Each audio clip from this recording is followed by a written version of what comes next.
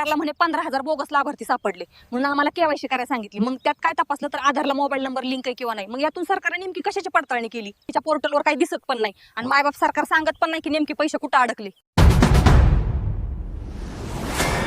तर शेतकरी मित्रांनो, लाडक्या बहीण भावांनो, मार्च महिना आता जवळपास संपलेलाच आहे आणि अशातच एक महत्वाची बातमी तुमच्यासाठी किंवा सरकारकडून जे काही सूचना आलेल्या आहेत किंवा जे काही पत्रक आलेले आहेत, तर त्याच्यानुसार लाडक्या बहीण भावांसाठी आणि शेतकऱ्यांसाठी जी काही कर्जमाफीच्या संदर्भात जे काही ताजे अपडेट्स आलेले आहेत, तर त्याची माहिती आपण या पुढच्या 1-2 मिनिटांमध्ये घेणार आहोत.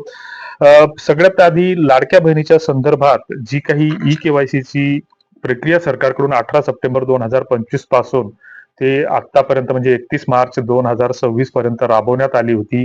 तर याच्यामध्ये 18 सप्टेंबरला सुरुवातीला सरकारनं जो काही आदेश काढला होता की लाडक्या बहिणीच्या संदर्भात जे काही 15,000 बोगस लाभार्थी सापडले होते, तर त्या संदर्भात लाडक्या बहिणीची ई-केवायसी करून पडताळणी करायची असा निर्णय सरकारने घेतला होता आणि त्या संदर्भात 18 सप्टेंबरला ती प्रक्रिया सुरू केली. मात्र सुरुवातीला काही दिवस ते सर्व्हर किंवा सॉफ्टवेअर चालत नव्हतं. त्याच्यानंतर बराच रोष उठला, दांगडू झाला आणि मग त्याच्यानंतर सरकारनं त्या प्रक्रियेमध्ये काहीतरी सुधारणा केली. त्याच्यानंतर आधार नंबर, कॅप्चा कोड याच्यातून जी काही सरकारनं पडताळणी केली, तर ती तुम्हाला तुमच्याकडून ₹1,200 आधार मोबाईल नंबर लिंकिंगच्या नावाखाली घेतलेले आहे. त्याच्यातून पडताळणी किंवा कुठलंही व्हॅलिडेशन झालं असं कुठलीच गोष्ट निष्पन्न होत नाही. तरीही सरकारने आम्हाला त्रास दिला आणि त्याच्यानंतर 31 डिसेंबर पर्यंत ही प्रक्रिया राबवण्यात आली आणि त्याच्यानंतरही लाडक्या बहिणीच्या खात्याला 31 डिसेंबर अखेर जे काही पैसे जमा व्हायला सुरुवात झाली, तर 17वा, 18वा आणि 19वा हप्ता लाडक्या बहिणींना मिळालाच नाही. मग त्याच्यानंतर पुन्हा गोंधळ वाढला, गदारोळ वाढला. त्याच्यानंतर 13 जानेवारी पुन्हा 2026 रोजी संक्रांतीचा मुहूर्त पाहून सरकारने काही बहिणींच्या खात्याला पैसे जमा केले. तिथंही बहिणींचा रोष वाढला. काही ठिकाणी मोर्चे निघाले, काही ठिकाणी जिल्हाधिकारी कार्यालयावर व महिला व बालकल्याण विभागाच्या कार्यालयात महिलांनी धडक दिली. त्यामुळे सरकारने त्याच्यातून बचाव करण्यासाठी पुन्हा ई-केवायसी ची मुदत ही 31 मार्च पर्यंत वाढवली आणि ही वाढवलेली असताना आता 30 आणि 31 मार्च असा 2 दिवसाचा कालावधी शिल्लक उरलेला असताना 24 मार्चला सरकारने पुन्हा एक पत्रक काढलं की लाडक्या बहिणीच्या खात्याला सामाजिक न्याय विभागाकडून विशेष सहाय्य म्हणून आर्थिक तरतूद करण्यात आलेली आहे. त्याच्यासाठी 277 कोटी रुपयाची तरतूद करण्यात आली असल्याची मान्यता देण्यात आली आणि ही मान्यता दिली गेली असताना लाडक्या बहिणीच्या खात्याला येत्या 1-2 दिवसामध्ये पैसे जमा होईल किंवा जमा होण्याची प्रक्रिया सुरू होईल असं सरकारकडून त्या पत्रकाद्वारे सांगण्यात आलं.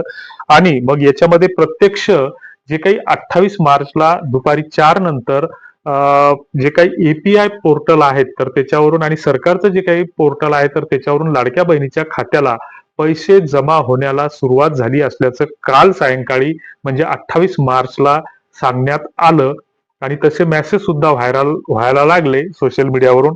आणि मग याच्यानंतर काल रात्री आणि आज सकाळी बऱ्याच बहिणींनी आपल्या खात्याची पडताळणी केली असताना बऱ्याच बहिणींना त्यांच्या खात्यामध्ये पैसे जमा झाल्याचं कुठेही दिसून आलं नाही.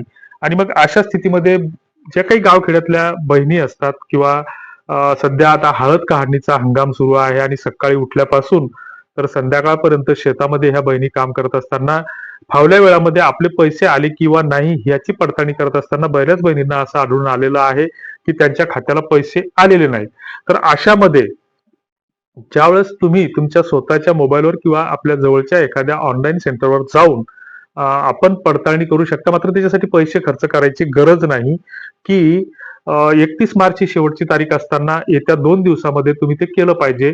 स्वतःचा जो काही मोबाईल आहे, तर त्याच्या मोबाईलवर तुम्ही महाराष्ट्र लाडकी बहीण .महाराष्ट्र.gov.in या वेबसाईटवर किंवा गुगल क्रोम मध्ये टाईप करा लाडकी बहीण gov.in ची जी काही साईट आहे, तर त्या साईटवर क्लिक केल्याच्या नंतर तुम्ही मोबाईलवरच त्याची पडताळणी करू शकता की वर जो काही ब्लिंक होणारा जो काही मेसेज आहे, तर त्या मेसेजवर क्लिक केल्याच्या नंतर त्या ठिकाणी तुम्हाला तुमचा आधार क्रमांक टाकायचा आणि खाली कॅप्चा कोड टाकायचा आणि टर्म्स अँड कंडिशन ऍक्सेप्ट करून त्याला सबमिट करा.